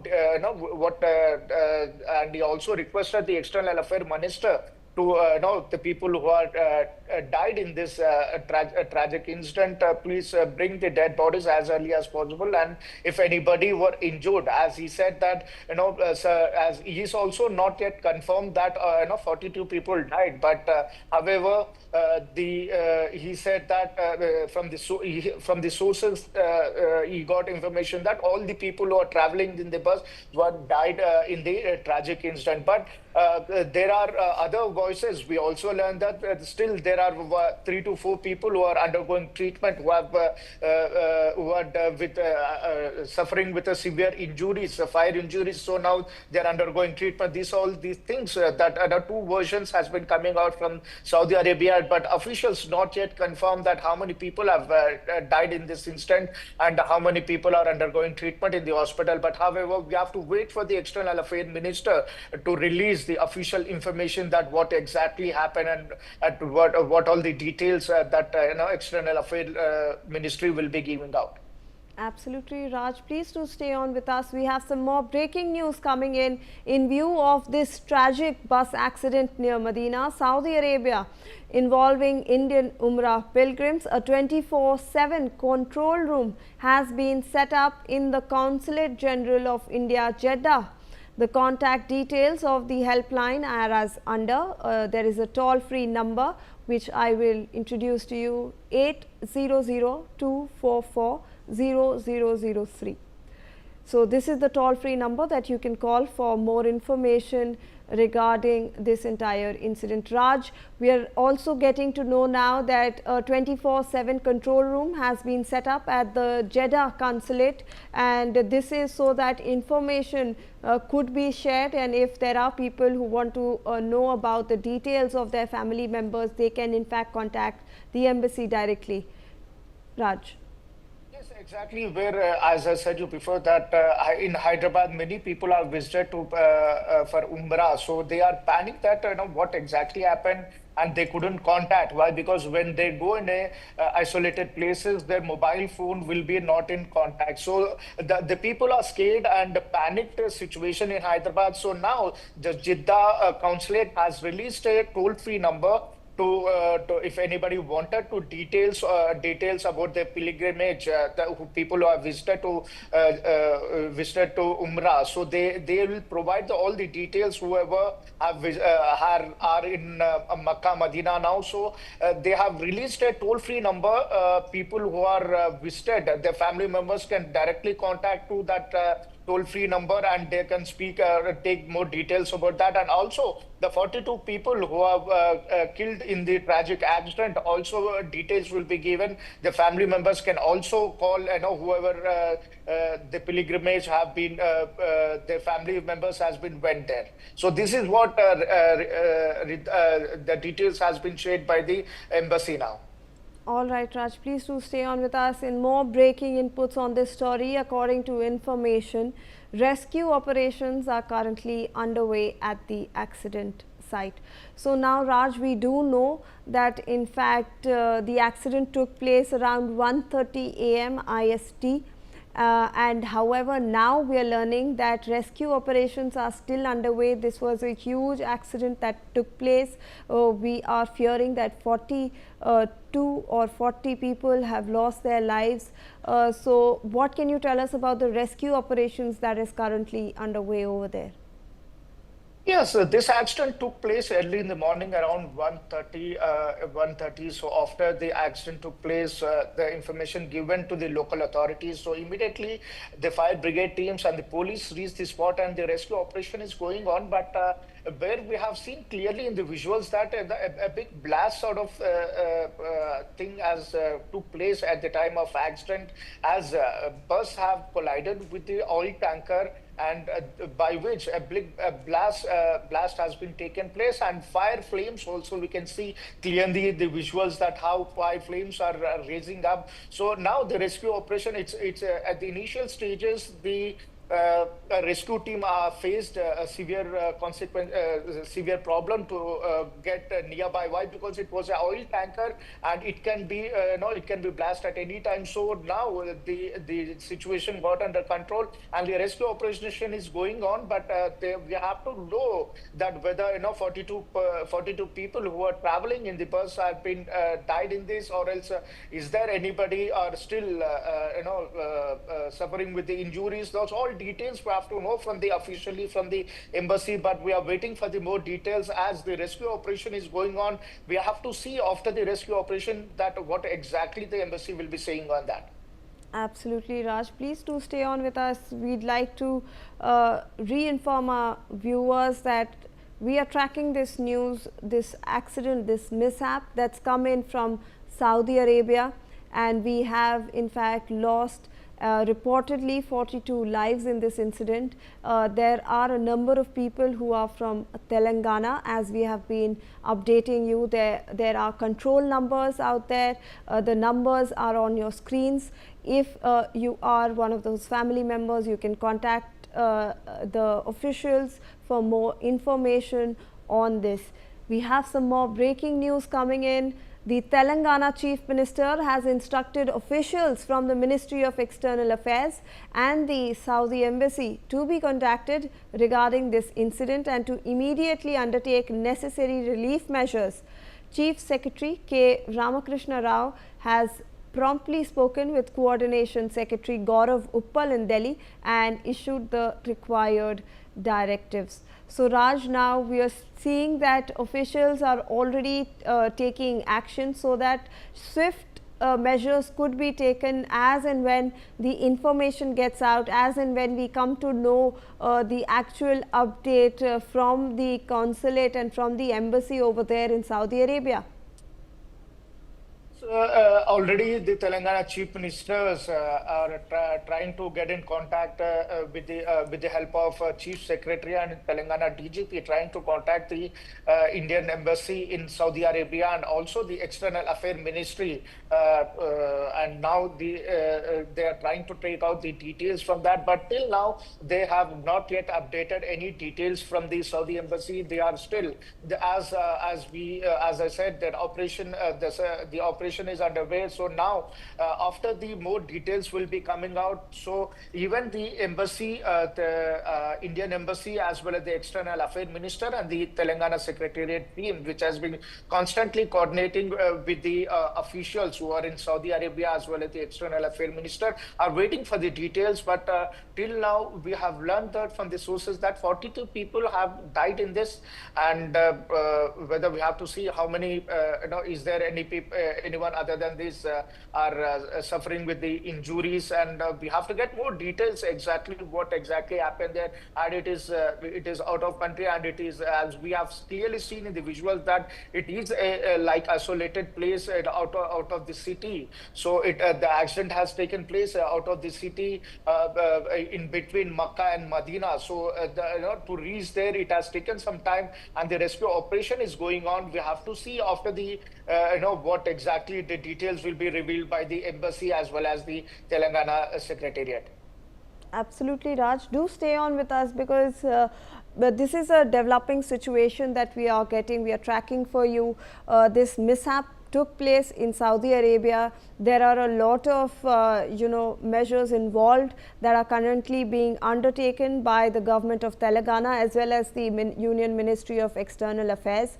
There has been a control room that's been set up over there at Jeddah. We also have a control room that's set up in Telangana Secretariat. We have some more breaking news coming in. The External Affairs Minister Dr. S. Jaishankar has expressed condolences towards those who have lost their lives in the Saudi accident. Taking to X, EAM S. Jaishankar stated, and I quote, "Deeply shocked at the accident involving Indian nationals in Medina, Saudi Arabia. Our embassy in Riyadh and consulate in Jeddah are giving full support to the Indian nationals and their families affected by this accident.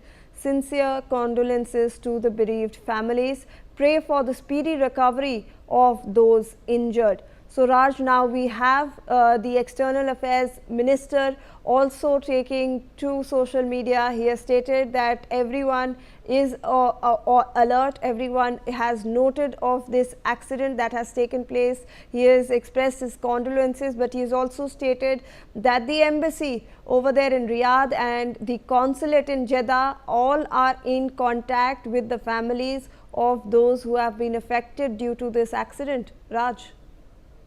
Yes, the External Affairs Minister has showed shock over this incident and also have taken note of, he also said that on the X social media platform, he said that he has taken note of the bus accident that occurred in Saudi Arabia, and he also said that he spoke with the Consulate General in Jeddah and the Deputy Ambassador in Riyadh, and he requested complete information on whether any pilgrimage from our country were involved in and it is and how many are involved in this. The instructed the resident commissioner and the consulate secretary in New Delhi to coordinate with the officials in the Riyadh and Saudi Arabia and get more details of that. And External Affairs Minister also said that the Saudi embassy in cooperating with us, trying to take out all the details all this support has been getting from the Riyadh as well as the Saudi embassy and Jeddah embassy and Riyadh. Both these states are continuously, constantly in touch with the external affairs ministries and giving more details about that. Absolutely, Raj. Please do stay on with us. In more updates, we are now getting to know that many passengers were reportedly asleep at the time of the accident, leaving them little to no chance to escape when the bus actually burst into flames after the collision. The report said that at least 11 women and 20 children were among the victims, though authorities are still verifying the numbers. So now, Raj, obviously, since this was late at night, we have been informed that this accident took place at around 1:30 a.m. There was little to no chance that these people could have escaped when the collision actually happened with this tanker, and that's why a lot of lives are feared to have been lost in this entire accident.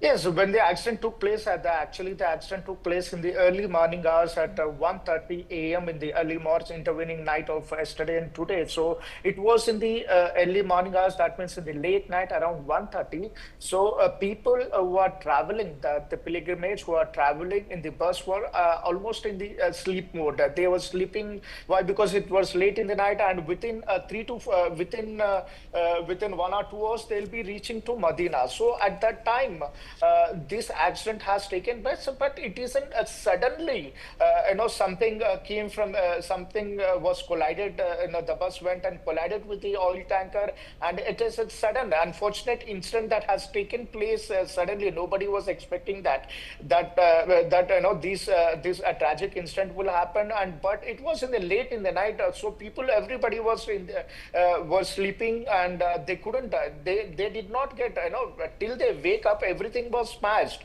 Why? Because it was the oil tanker which has collided with the bus. As the flames, we can see clearly in the visuals that a blast type of thing has taken place, and nobody knows what exactly happened. In a fraction of seconds, everything was smashed there, and a big blast taken place, and people who are traveling in the bus has been died.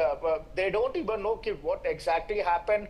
Within fraction of second, this accident has taken place, and the flames came out, and till they try to rescue from there, everything was finished there. So they couldn't come out from there. It was late in the night, and the embassy is trying to take out the details, what exactly happened, why accident, whether the bus driver who was driving the bus is in a sleep, or what exactly happened.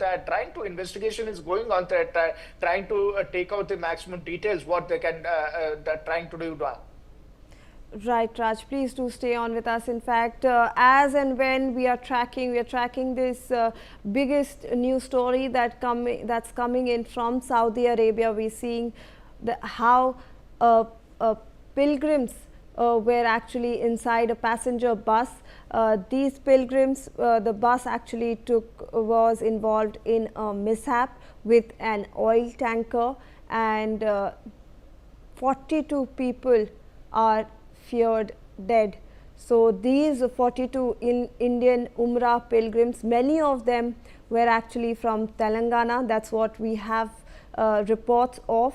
And this passenger bus that they were actually traveling in, they were carrying devotees from Mecca to Medina, and this collided with a diesel tanker on early Monday morning at around 1:30 a.m. That's the latest that we have. We are trying to, there was a control room number that has been introduced, a 24/7 control room that's been set up at the consulate in Jeddah, and the details of those numbers are on your screens as well. There is also a control room that has been set up by the government of Telangana at the secretariat, and over there also the families can go and seek help if you need any updates regarding your family members. So Raj, these are latest updates. We are seeing that the authorities have swung into action. We saw how External Affairs Minister is also promptly reacting, taking measures to make sure that everything is on track. We are seeing the Chief Minister also making sure that everything is in place. Raj.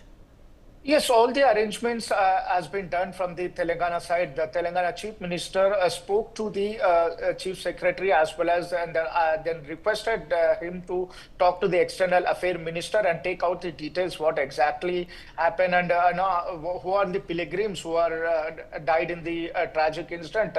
He was constantly in touch with the Chief Secretary of Telangana, and also the Chief Secretary also set up a control room at the Secretariat to take out more details about them, and now we have to wait for the officials to give the more information from the External Affairs Minister. The 42 people who have died in this incident are from we have from the sources we have known that 16 people, at least 16 people are from Hyderabad.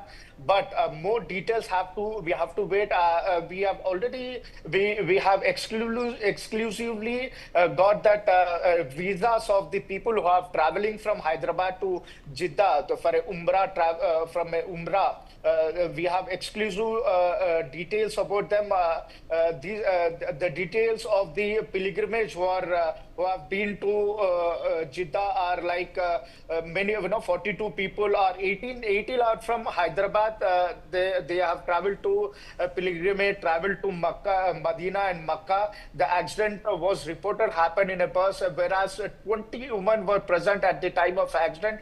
20 women and 11 children. So all of them have been traveled from Hyderabad. So 18 people are from Hyderabad, but few of the these are the travel agencies, two travel agencies by which these 42 people were going there. In that, 18 people from Hyderabad and remaining people are from the other parts of the city and other parts of the state. So all these details, we have got the exclusive details of the people who are traveling in the bus.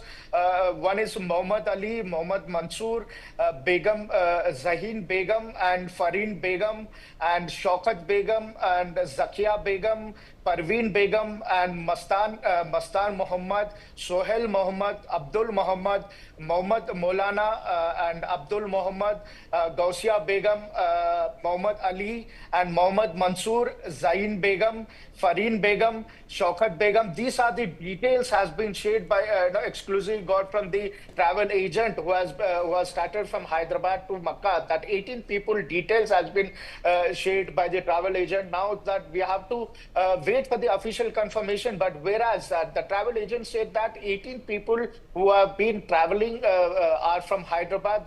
We also got the details of the travel shared by the travel agent, and Praveen Begum. All these details has been shared by the travel agent to exclusivity NewsX that we have shared, showing on the screen that Sohail Mohammed, all the in which 20 total of in 42 people, 18 are from Hyderabad. And also we learned that these are 20 people are women and 11 are children in this.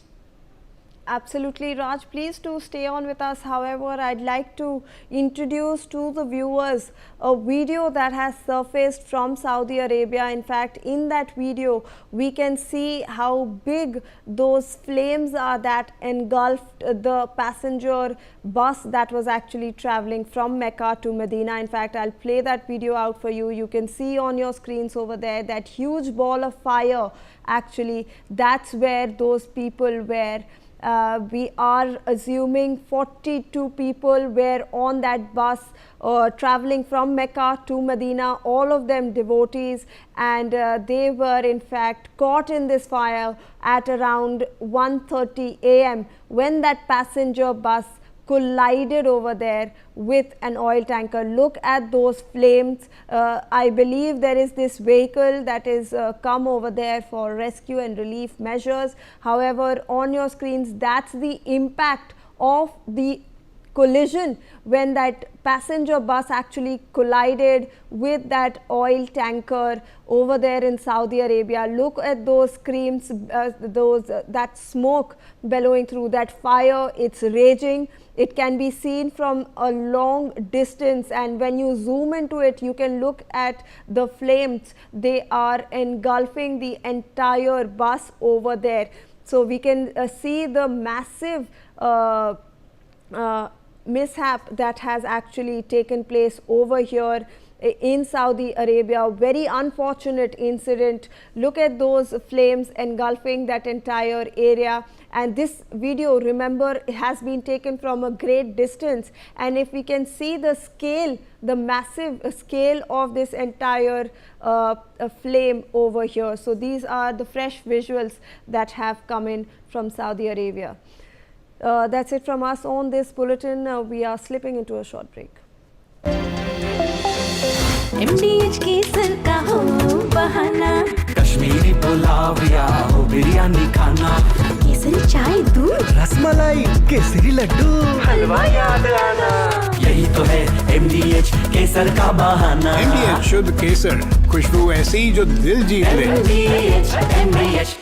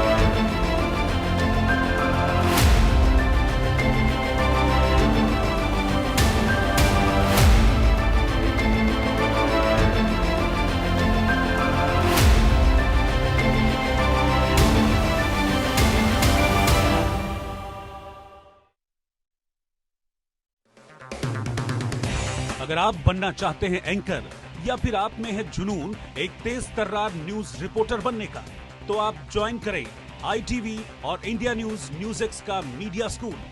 ITV next media international school का course आपको मौका देता है देश के दिग्गज anchors के साथ काम करने का। ITV next media international school में आप बेहद नजदीकी से देख पाएंगे किस तरह से ITV नेटवर्क के दिग्गज पत्रकारों की टीम दिन रात खबरों पर काम करती है। इस कोर्स के दौरान आप सीखेंगे एंकरिंग की एक एक बारीकी उन एंकर्स के साथ जो देश को रखते हैं हर खबर से बाखबर। ITV next media international school का ये कोर्स आपके एंकरिंग स्किल्स को करेगा इतना सशक्त, मजबूत, जिससे आप बनेंगे पत्रकारिता की दुनिया का वो चमकता चेहरा जो दुनिया देखेगी और पसंद करेगी।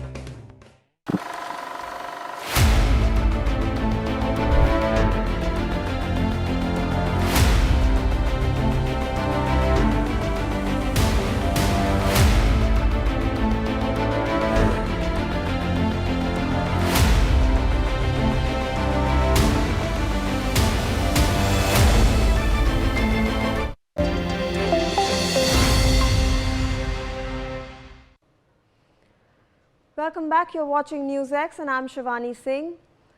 Bangladesh is bracing for a pivotal moment today as the International Crimes Tribunal delivers its long-awaited verdict against ousted Prime Minister Sheikh Hasina on charges of crimes against humanity, including murder, torture and mass killings during last year's deadly student-led uprising that claimed up to 1,400 lives and forced her 15-year rule to collapse in August 2024. Now, Hasina, now exiled in India and facing the death penalty sought by prosecutors, denies the politically motivated allegations tied to her government's brutal crackdown on protesters. Tensions have boiled over into widespread violence across the country, with Awami League supporters enforcing shutdowns amid reports of vehicles set ablaze, crude bomb blasts near Dhaka University and the airport, injuring several. Stone planting clashes have also been reported. Road blockades have been there by felled trees and arson on buses and government buildings, prompting the Yunus-led interim administration to declare a high alert, deploying army and border guards and authorizing Dhaka police to open fire on violent mobs. With that, let's take a look at the charges on Sheikh Hasina. Remember, today is that very important